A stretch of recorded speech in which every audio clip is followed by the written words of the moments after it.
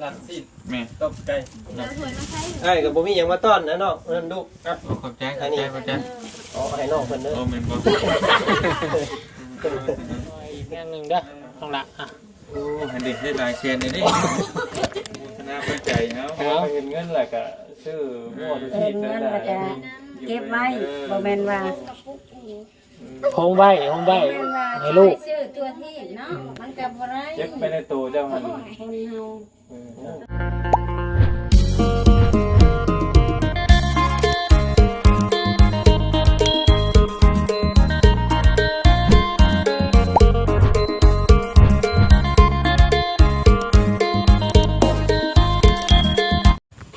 เอา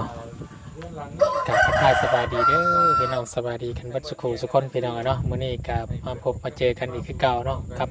ช่อง YouTube บุญสารวัตรมาต่อเรื่องราวเนาะจบสิ้นไปเรียบร้อยเนาะก็มาต่อ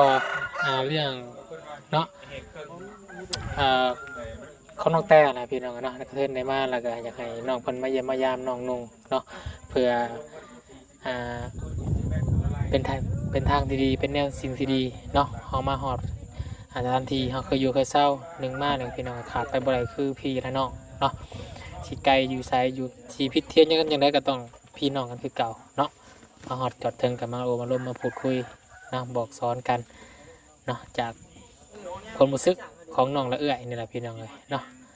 ว่าง่ายอยากให้ภาพดีๆออกมาให้สื่อให้พี่ให้น้องทับไปชมดีกว่าเป็นภาพที่มันทะเลาะวาแวงเนาะเป็นภาพที่จบแบบสวยงามเนาะให้ทางน้องแต่และน้องตุ๊กเนาะให้มาพูดคุยกันอบรมกันให้กำลังใจซึ่งกันและกันในการดำเนินใช้ชีวิตของแต่ละคนพี่น้องเนาะเดี๋ยวไปติดตามชมกันพี่น้องไอ้บาวุนก็ได้นี่แหละเนาะสถานที่เนาะ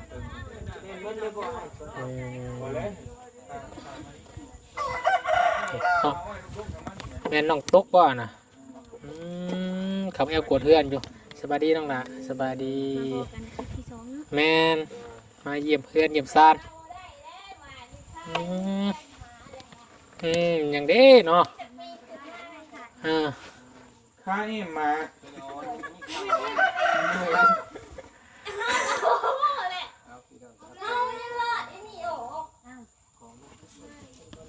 เจ๋อ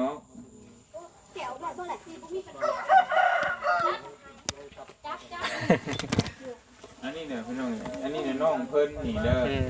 ผู้ท้องอยู่นี่อันนี้ก็น้องผู้นี่ผู้ที่เก่าหัวกุดกอดเมื่อนั้นเนี่ยFC ก็ถามว่าไผเนี่ยบางคนเพิ่นบ่จักว่าไผนางแต่หัวยังเป็นเมียเพิ่นเนาะเจ้าของบ้านคนนี้เนาะ ตุกสบายดีตอนนี้คุยกันลงตัวแล้วเนาะเพิ่นมาเพื่อนเจ้าอย่างนั้นดี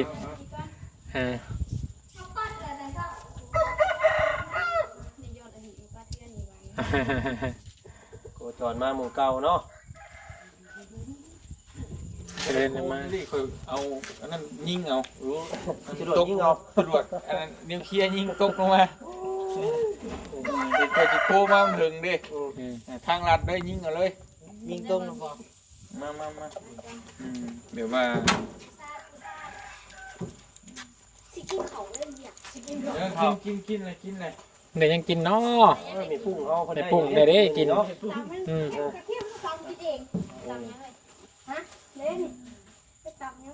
น้องเอาน้ำดังได้น้องก่อนนะพี่น้องเลยน้องเตะเอาเนาะ จะเรื่องเนาะเตะเนาะ บ่ดีใจที่พี่ได้เคยมาเป็นนี่นะ จะคิดถึงอยู่แต่ว่าเอ้ยใหญ่แล้วนะ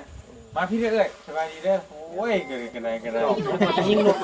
เนาะก่อนมาเจ้าว่าเพิ่นนกเป็นบางให้โอ้ยเมื่อยเลย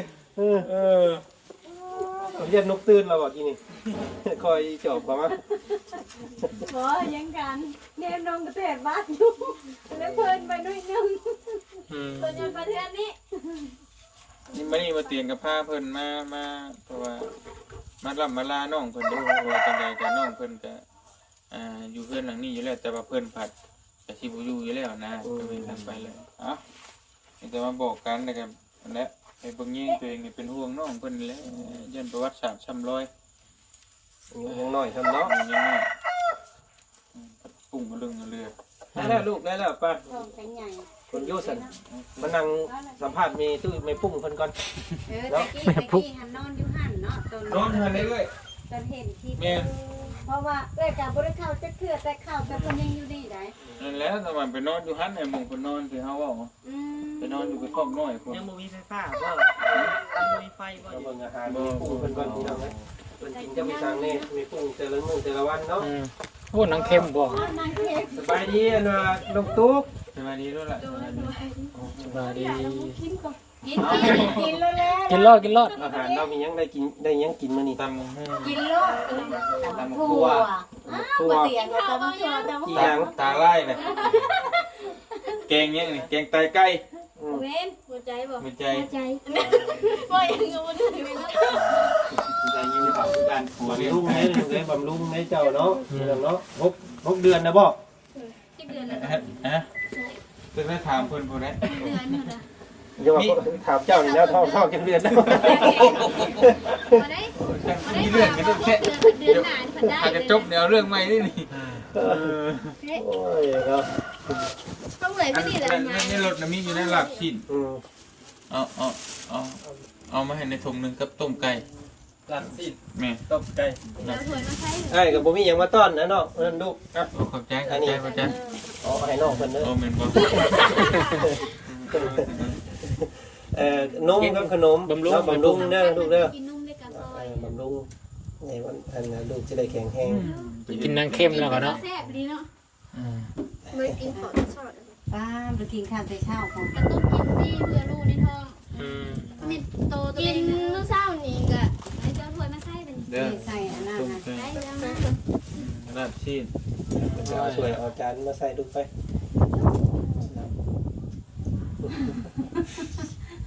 พอเห็นกันจำอีหล่าเนาะตุนโตจำแข็งน้อย ซ้ำแล้ว เพราะว่าเห็นมื้อเพราะว่าใหญ่เพราะว่าแกงเห็ดนะบ่หมด12ปีนี่แล้วน้อยดีเนาะ สิอยู่ประมาณนี่เนาะสิอยู่แล้วเรา ชามไป 12 13นี่แหละ ก็ แต่ว่า คิดมาแบบนั้นเลยกันนะ ว่าตอนเฮาเข้าไปแรกก็มัน9ปีเนาะ8ปี9ปีเนาะ แต่สีลื่นนี่แหละประมาณ2 ปีนี่แหละ2 ปี 3 ปีนี่แหละประมาณนั้นนี่แหละลื่นน่ะ เรา เพิ่น กิน นี่แหละที่เรื่องราวมันเกิดขึ้นคือว่าผู้ใหญ่เพิ่นก็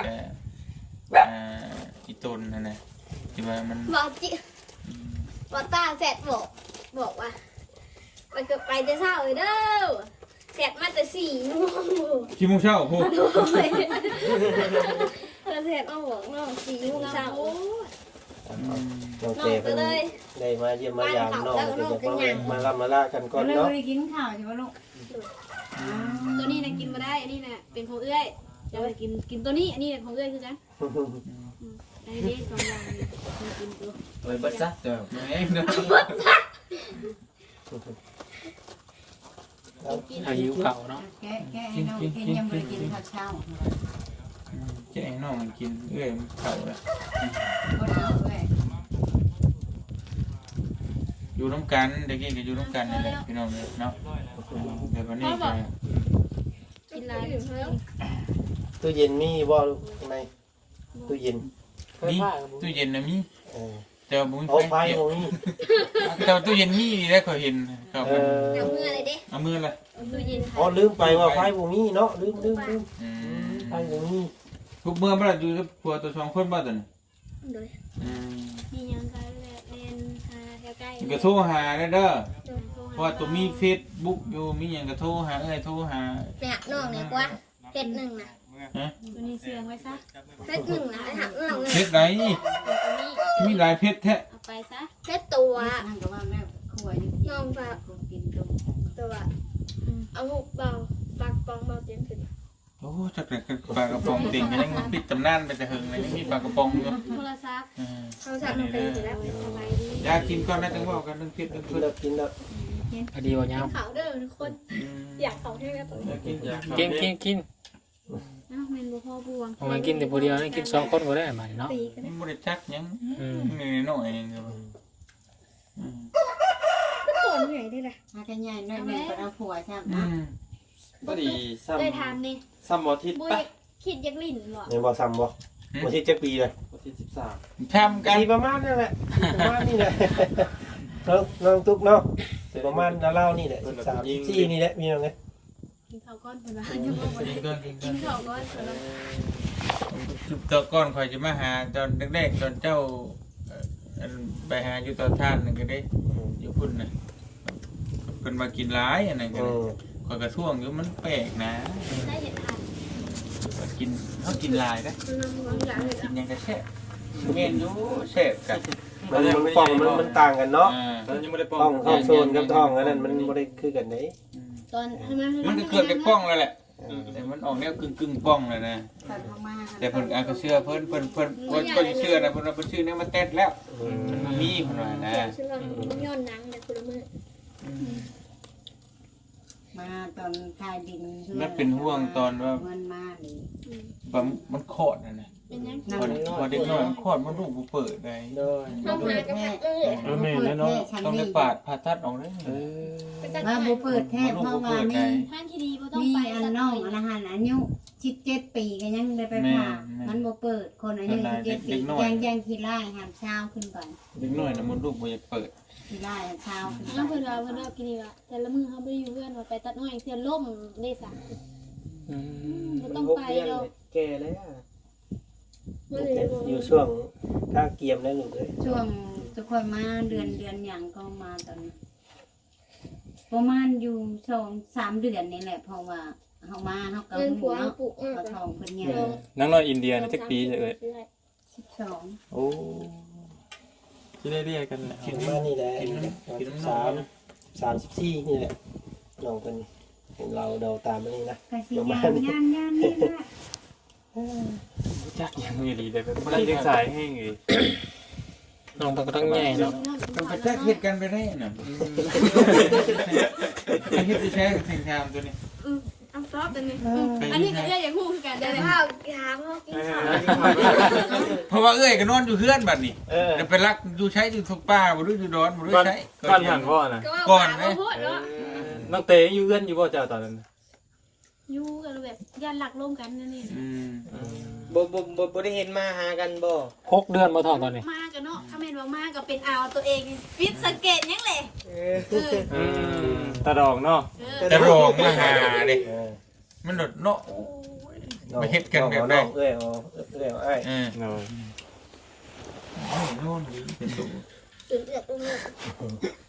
ต้องแข็ง น้องหักมักกันเขาก็ได้เนาะสิได้ หามผ้าหามพล ผ้าหักคนบ่ได้แล้วพี่น้อง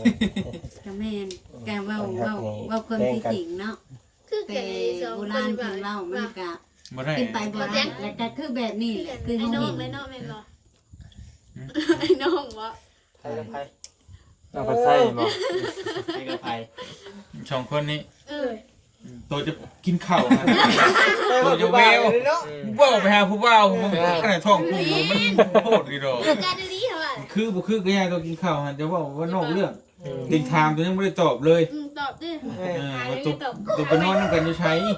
าก็พูดประจักษ์แล้ว มันไปแฮกมาจาก บ่จักได้มันปุ้งอยู่ในท้องอ่ะเออ ตัวแจ็คที่ว่าอะไรว่าตัวท้อง บ่ เอ้า โอ้นะ ตัวเอาดีๆได้ตัวเลยตัวก็เอาดีตัวจะเฮ็ดดินได้ แม่คนนี่ได้ ยัง เงิน มา บาท ถาม แม่ค ได้ นนะ ลูกนะอันนี้ก็บ่เคยได้กันสิบอกได้ลูกนะว่าแม่นเรื่องง่ายๆเพื่อได้ออกมาแทนเพิร์ดเข้านุ่ม ยังบ่ต้องว่าเรื่องนั้นแต่ว่าเรื่องตัวที่มันออกได้หรือบ่ได้นี่นะอันนี้นะบ่มันว่าลิ้นได้ มีแห้งเบ่งลูกอยู่บ่ เพราะว่ามันลูกบ่เปิดอันตรายได้นั่นคือบ่ฮู้หน้าฮู้หลังผัวปัดกุ้มอยู่แต่ให้เบ่งได้อยู่แต่เฮือนนี่สมมุติว่าเนาะบ่ยอมพาไปห้องหมอเนี่ยอันตรายเลย ไปห้องหมอไปห้องหมอเงินได้3 เก็บแล้วพาไปรถให้ผัวพาไปให้ไปพาไปก็ไป ลืมไปว่าตัวที่กลัวตอนนั้นนะไปห้องหมอตี้ว่ามันเจ็บท้องอ่ะบ่มีเงินนี่แล้วอ่ะบ่มีเงินกับผู้หญิงเลยว่าไปยืมมาก่อนบ่มีวางยืมว่ะ จังสิเป็นผู้ชายกันดุเรา ไปยิง พูดเลยยิงบ่ ตรวจแล้วบ่ เห็นได้ ไอ้โตแล้ว ไปกับบ่าวแสนแน่ เพิ่นว่าเพิ่นนอนฝันแม่เพิ่นมาเกิดน้ำ เจ็ดแล้ว เฮ็ดแต่บ่เตียงเงินให้เฮ็ดเลย เป็นยังเฮ็ดต้นบ่ พาเข้าพาปลาห ตามความเชื่อความคิดของเพิ่นแหละเพิ่นหับเอาแม่เพิ่นมาอยู่นำอยู่ก็ให้ออกง่ายได้เด้อยากได้ มาเร็วหมดเจ็บ ให้แพ่ลูกแพ่เต้าได้เนาะให้แม่ ป้าบ่เห็นหลายปีเลยพี่น้องพี่น้อง น้ำกินทั้งเบิดอ่ะ อ่า คนอยู่นี่นะฮู้จักซื้อภายในลืมไปเลยป่ะไอ้เบาสารวัตร เบาซะแล้วว่ะ แปลว่าซื้อแล้วนะซื้อหยังก็ไม่เบาสารวัตรซื้อหยังแล้วก็เบาสูงโอ้ยเบายาว อย่าไป อัน มุ นี้ ก จะ นะ จับกล้องสิแต่ก็รู้ได้สิแล้ว สิบ่จักปานใดดอกก็คือ บ่จัก มัน ดอก สองคนนี่น่ะ ให้ไกลอยู่ ไก่แข็งแรง เองยาวเอาเด้นี่ผู้นี่เด้ซะนี่บ่ยังนี่ทางนี้ ไผ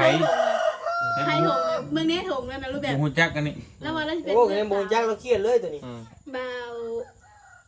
หนวดจัน โอ้ งาม กำลังเป็น 3 คนอยู่นะใช่อันนั้นก็เบาสารวัตรเบาเงาเบาจันเบาเตียง3 คนตัวเอ้าอันนี้ก็ จิกเซลบ่าวเนาะ มาก็บอก เลย ชุดดีๆเนาะ เจ้าคิดข่าวได้ใช่แต่นี่ก็ ลมอย่าลงอีก ดีๆเรื่องจริงเด้อพี่น้องเอ้ยปวดหัวตั้งแต่เมื่อวานชื่นนี่ ตามเมืองน้องคนอีกเนาะเป็นห่วงนี่แหละการ ก็6 เดือนเนาะยังอีก3 เดือนเนาะมีเดือน11 12 เดือนหนึ่งได้ เดือน1ผู้นี้ถึงยามหนาว เดือนนึงได้ เดือนหนึ่งเล่าเดือนหนึ่งสกลนี่เนาะ เดี๋ยวว่าเดือนหนึ่งได้บ้างมีว่า6 เดือนอะไร ป้าเจ็ดทอง โตน้องคนอีก มันบ่มีความแน่นอนเด้อทุกเด้อเต็มสิบอกตัวเด้อโดยจะหมายว่าฮอดพุ่นฮอดพี่แต่มันได้บ่ ป้าจะอยู่กับหมอ คือมันสามารถเจ็บได้ถึงนี่นะถ้ามื้อใดเจ็บแต่ตัวเป็นไปหาหมออย่างเดียวแต่บ่ซั่นอันตรายแฮง บางคนก็คอยกำหนดก็มี แน่ บาง ค คน น ก็ กิน ดัง นี่ได้8 มีแต่กาเกียมไว้หั่นแหละกาเกียมตัวไว้รถ มองเขานักเลยไร นักเรียน 7 เดือนละ เดือนเอ็กโกป่ะ แม่นอยู่อันนั้นเพิ่นนัดไปโกแต่ว่า บอกยังไง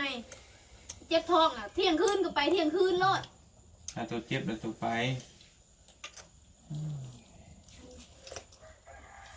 อย่างนี้พี่น้อยก็น้อยพอจำหมอนี่กันจริง โอ้มันก็เท่าแล้วโอ้แล้วประสบการณ์มาจากพ่อเลยตอนนี้ สุดๆก็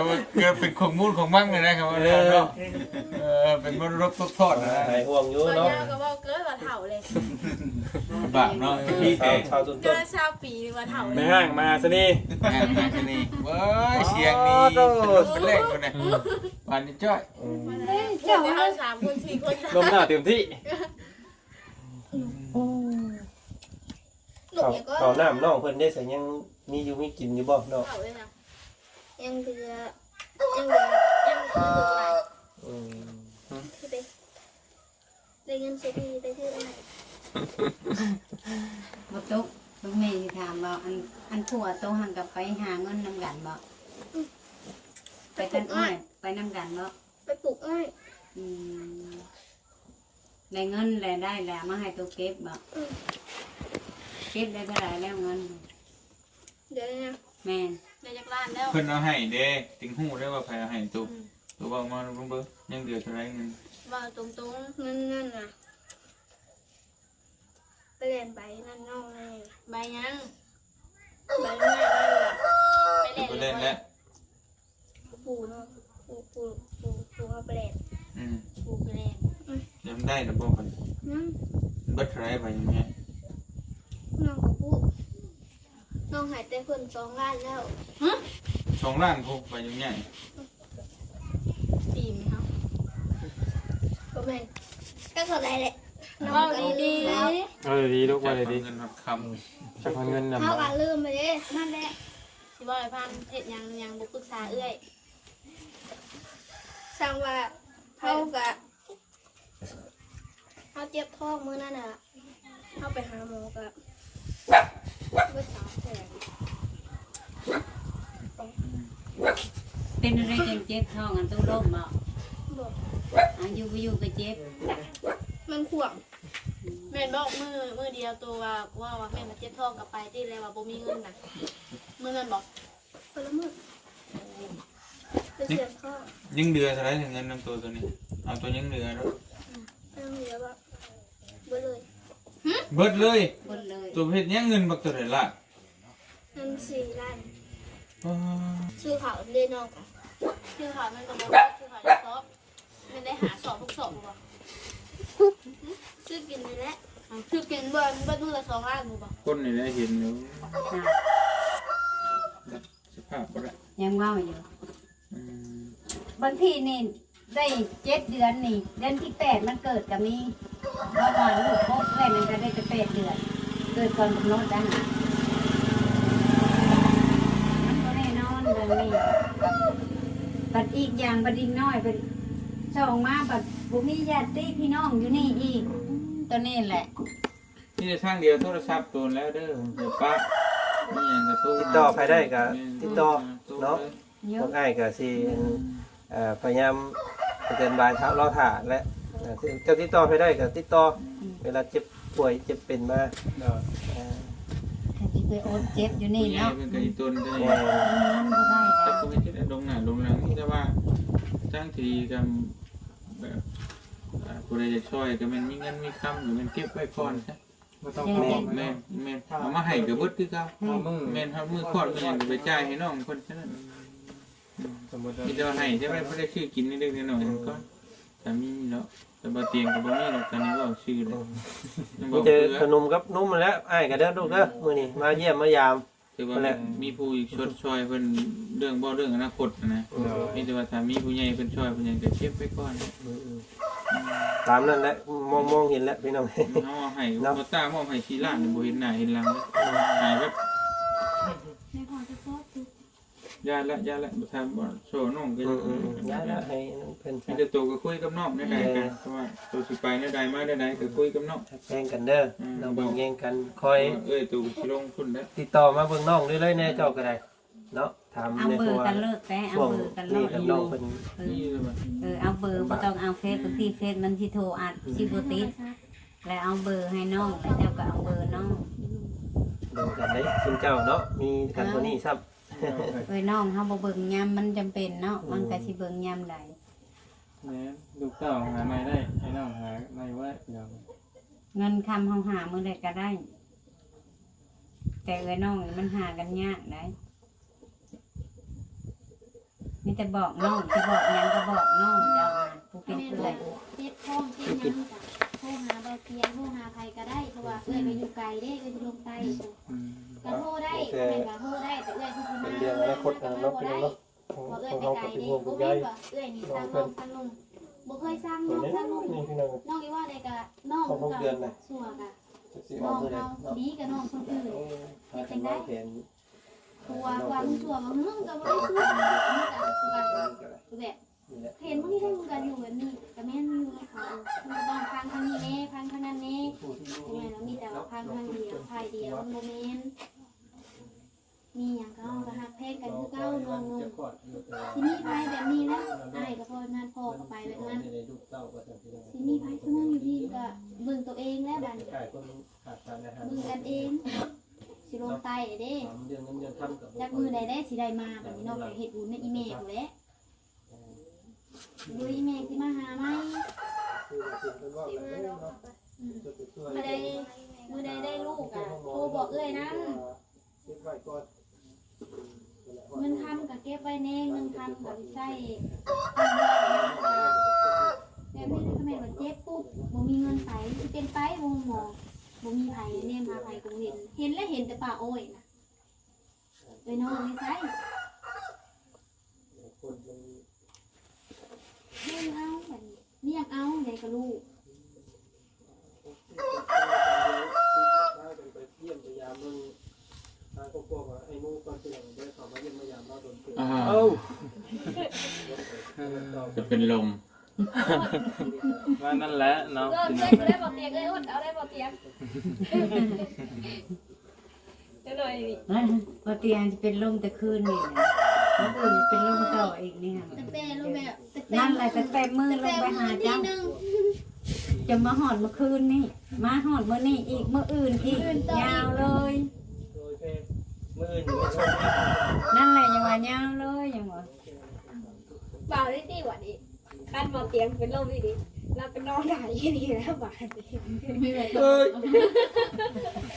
ย่างบ่ได้จังสิคานเมื่อสิอยู่นี่ ทางแรกสิกิน คานบ่ได้จังสิกินกูนอนเด็ดขาดอยู่ ไม่ นี่ ได้จำกัดในของตาย โอ้ ว่า แม่มาปาได้ดีโทรเมียมาเอาแล้วตี ผูกไว้กับบ่อยู่ติ ปวดทายกูสิบ่ทายอยู่นี่สิปวดทายอยู่เนาะ ยิ้มหวานลูกแม่มันทำอะไรกันเยอะมาเลย ตัวผู้เดียวที่ได้ติ่งอยู่อดทนมานี่ที่ไหนจุกเอ้ย นี่แล้ว ติ่งอีตนตัวที่ไหน อันนี้นะซ้ำพ่อคนนึง แต่ว่าคือบ่มีตัวติ่งบ่อีตน อ ตั ยาว กกิน ไม่ได้จักอย่างแล้ว มันบ่ฮู้หยัง ตามภาษาเพิ่นนี่ นับ สำน้องสายฟ้า นับฮอดร้อยอยู่บ่ตุกฮอดจิบ่100 กัน 1ฮอดร้อย จังหวะมันนึ่งแล้วก็ร้อย บ่ถามไปดิฮอดจิบ่ เฮ็ดแบบใดเนาะ ถึงก็บ่ได้อีหยังก็บ่ได้ก็ได้ โบได้ดอก คือว่ามันกระชาเอ้ยผู้เห็นก็เห็นแต่น้อยอีกเนาะน้อยก่อนชุมเจ้าชิมาอีกนี่นับหนึ่งนี่กับบ่เทิง1,500ซ้ำนี่อ่ะสิไปนั่นจังไดจะมาเบิ่งในแบบสิละนี่นับเงินนี่บ่ฮู้จักเลย แต่เว้าคลอดได้ชั้นนี่ก็ยังบุญแล้ว ตะกี้เฮงกัน แต่กี้แฮงเว้าบ่ได้เลยตะกี้แล้ว 2 ปี หาก็ นี่ ใหญ่นะ 2 เด็ ปี กน้อยหาก็ใหญ่มันจะว่าย่างน้อยก็ให้ย่างได้บ่ได้ก็คือให้มันได้คลอดออกมาก่อนเดี๋ยวเลี้ยงได้บ่ได้ก็จังว่ากันดอก ข้อนั้นได้เลยลูก ขนาดแม่ที่ว่าขนาดชาวว่าพื้นมันว่าฮอดลาวน้อยสาวลำเพ็ญแล้วบ่เต็มแล้วก็ยังเล่าเลี้ยงลูกเป็นใหญ่นะแต่ว่าอันนี้มันสิบ่ว่าติสิเลี้ยงลูกบ่ได้แต่ว่าในขั้นตอนที่ว่าเฮาเป็นห่วงก็คือเป็นห่วงตัวที่ ตอนสิคลอดนี่ ออกมานี้มันสิออกมาได้นะบ่ง่ายคือมันเล็กๆน้อย ว่าเรื่องความคิดร้ายล้านอีกเนาะ โอ้ บ่นั่นคือมันได้ยากได้หยังนั่นคือพัวกับตัวเปสำคัญอีกนั่นคือมันมีแต่ว่าบ่มีเงินน่ะบ่อยากพาเมียไปหาหมอโดนนั้นยังกันเป็นได้ก็นอนอยู่เฮือนเรียบร้อย เนาะ แท้ มันได้คิดตัวนั้นไปเวียนเบิดเงินแบบบ่พาไปยังเป็นห่วงตัวนั้น ก็คือเห็นเลยเนาะอันนี้ก็ได้ ก็เห็นกันเลย กะสิยกตัวอย่างคือแม่เจ้าใช่เห็นบอกแม่เจ้ากับพ่อเจ้า เจ้าหูอยู่เมย์จะเป็นอะไร แม่เจ้าเป็นจังไดจะว่าย้อนหยังก็ย้อนเจ็บท้องลูกแล้วแม่เจ้าเองแล้นี่หันบ่แม่นแม่นางว่าที่เว้าอันนั้นได้นี่เว้าความจริงแม่นี่ อันนี้ก็บ่ฮู้กันอันนี้ก็อยากอันนั้นอยู่มือนะ แม่นางอยู่ติดกันก็ยังบ่เอิ้นใช่กัน พ่อโตหันตาจ้อยนี่ บ่ยอมบอกไผเมียตัวคลอดลูกเลือดจนเบิดแล้วบ่ยอมบอก เลื ไผ อดแต่12โมงจนแจ้งคิดว่าค่อยไปหาเฮ็ดละโงกเนาะเฮ็ดละโงกออกค่อยมาแต่หาเฮ็ดละโงก11โมงครึ่งยายแต้วหันเบิดแล้วแบบเบิดสภาพแล้วมันช่วยบ่ได้แล้วแม่นล่ะว่าขอย่าน เบิ บั ด ด แล้ว ทำ เท่านั้นแหละ ค่อยมาหันแบบป้าสินป้าเสือแล้วบ่ฮู้มือความคนแล้วข้อยก็นั่น นั่นแหละจังหวะที่ว่าบ่ได้ให้ประวัติซ้ำร้อย นี่แหละ คือนั่นก็พ่อโตก็คือฮู้แหละก็นึกง่ายๆอยู่กับที่จริงมันไปเอิ้นบ้านเอิ้นเมืองมาแหละเอิ้นบ่เอิ้นบ้านเมืองก็บอกนางนี่ก็ได้อยู่ใกล้ๆนี่ก็พาไปห้องหมอท่านก็บ่ตาย แม่น นี่เลือดมันเบิดแล้ว ท่านเอิ้นเขาก็สิลากไปชุกชลาหั่นแล้วก็สิหากะสิโทรหามาเตียงคือเก่าหั่นแหละจุดว่านะเฮาแบบสงสาร ตก เนาะ ฟังเต็งนี่ตัวกูต้องเว่าเรื่องพักเรื่องหญ้านะนี่เพิ่นเว้าให้ฟังนี่ยังเว้าเรื่องได้บ่เตียงไว้ให้ปลูกพักคือพุ่นได้ ไม่ เพิ่น ได้ เอา จักอย่างเลย จังจุกฟังเต็งนี่เด้อ เรื่องยังบ่จบ ยังไปเรื่องพักปลูกพักหญ้าประมาณนี้คือเต็งเว้านี่เว้าให้ฟังคือเต็งย่านตัวเป็นแบบแม่โตแล้วมีหยังให้ตัวโทรไปโลดเด้อโทรติดไผเลยเอาผู้นั้นพ่อแม่เอ้ยน้องมันตัวติดต่อยากกับติดต่อหาคนอื่นนี่แล้วนี่เต็งหรือไปก็ได้บ่ยะบ่จันไปก็ได้ โดย แต่มันโทรหาได้แต่โทรบางเขาเจ็บท้องบ่ไหวแล้วพาไปหาหมอนี่แค่นั้นแหละคือเต็งสิบอกกันเองแต่จะเฮ็ดได้ยันเป็นแบบเมย์ตัวเดียวจนเบิดเลือดได้ก็น่าจะจอยนี่แหละพี่น้องไงบ่เตียงไปหาเมื่อวานนี่แหละก็ค ขอบคนปากนักปากแข็งบ่อยากบอกหมู่มันยังกันจักคือมันยังแล้วบ่เตียงก็บ่เข้าใจย่านบ่มีเงินบ่ด้วยใดๆก็ให้เมียอยู่หั่นแหละหมอนี่ก็ไปเฮ็ดงานบ่ตอนนั้น แล้วบ่จักหยังมานี่แม่เรียบร้อยเบิดแล้วไปโรงหมอบ่ทัน น้อยแบบยังสิบ่เกิดเห็นหน้าแม่เพราะว่าสิเอาเขาลงเลย เดี๋ยวคนตายมีแห้ง แต่ เนาะ มีแฮงเพิ่นมาอยู่เฮือ เพิ่นก็บ่ให้อยู่เพราะว่าไปเอื้อยของชาวนางแหละพากันอยู่ไปหอด ใช่ใช่ล้อตีนเดียวล้อนั่นล้อสองตีนเนาะ โลชีอันช่องตีนนี่แหละยุ่ง โอ้ทร เพราะ ม ว่าการสิใช้รถจ้างมันก็ไปบ่ได้เนาะบัดนี้เพราะว่าคนมันเบิดสภาพไปเลยเอาก็ต้องอาศัยแบบนั้นมันเป็นรถใหญ่สิไปครึ่งกันจังได๋มันแบบ ทรหดแฮงนี่นะคิด ที่เดียวมาเห็นภาพคลิปภาพชื่อๆกันยัง นี่แหละ สุกเชโล นี่ผู้เห็นแบบว่าเห็นเต็มจอนี่จน สุ บ่ ก อยาก ใช่ เล่า เล่า เลย แล้วหลังจากที่เสียชีวิตไปแล้วบ่ขอโทษพี่น้องเลย แล้วก็อัน ลง ใช่ ที่ใส่เจ้าของ แม่น ทางกันยังบ่มี บ่เตียงนี่เขาว่ากับเขามันนั่นกันนะจะลงโอ้ยเห็นแล้วก็อีโตนน่ะทั้งนี้ก็ให้เสียซะอยู่ สำหรับครอบครัวนี่จักเปิดเลยตั้งแต่ต้นเลยดิ คิดว่าคอยอยู่ติดกันยังบ่ฮู้จักกันมาแต่หาเฮ็ดจัง โด ฮู้ ย ก็สิฮู้หายิน ตัวล่างบอกน้องทุกเดือนแล้วก็ กอดทางล่างกัน เมื่อเนี่ยใดก็มีอะไรก็เว่ากันเด้อไม่แต่นั่นก็ เห็นกันคือกันอะไรก็อะไรเรื่อยก็ได้ หักแป้งกันเด้อบ่ให้ โอ้ย ไปนอกกัน พี่ก็สิมาแล้ววันนี้ตุ๊กเพราะว่ามื้ออื่นสิลงใต้อีกก็สิมาเบิ่งตัวเองก็ฮักแพงกันคือเก่าเอ้ยน้องเฮามีเท่านี้มึงได้แพงอยู่ วางให้แสนนึงไว้ซื้ออยู่ซื้อกินเด้อขอบใจเอ้ยเพิ่นแน่ทั้งเอ้ยสุยาบ่สุยาเพิ่นก็ซื้อหยังก็นั้นก็ เด็กการเกียมนะอีก3 เดือนหนึ่งมันคือว่าฮอดกันมาจักเนาะการเกียมเรื่องหยังเรื่องหาเบิ่งที่ว่าคนไกลคนเคียงนะเนาะที่ว่านั่น สุ มี ภาร ถมีราง เดี๋ยวสุภาวันฝากมุกกับบนกับเพิ่นเลยล่ะ ฝากเงินมาให้ลูกฝากมาใช้หนี้ไว้กับเวลาเท่ากันเท่าเดิมจ้า มีแต่เอาให้เท่าไรเพียงหน่อยไว้กินกินเอาให้ลาวกับเบิ่งคักได้ เขายัง ไปมีแต่นั้น บริหารจัดการเงินยังบ่เป็นนะ อันนี้ของเราบ้างเดี๋ยวไปชื่อริมร้อยได้เด้อ อันนี้ของนาบ่าวเอาซอยอีกแง่หนึงเด้อข้างหลังอ่ะ โอ้หันเด็กได้หลายแสนเลยนี่ธนาปัจจัยเอา เอาเห็นเงินแหละก็ซื้อหม้อทุก เห็ ที่ น ได้ เงินแล้วก็เก็บไว้บ่แม่นว่า โฮมไว้ให้ลูก ชื่อตัวที่เนาะมันก็บ่ได้ เก็บไปในตู้เจ้ามัน คนเฮา กินน้ำกระโจนบ่ ใหญ่เด้ตัวนั้นนะ กระป๋องใหญ่ที่หือรถคือชีเป็นแหนบอยู่เลยกระป๋องใหญ่ไปเลย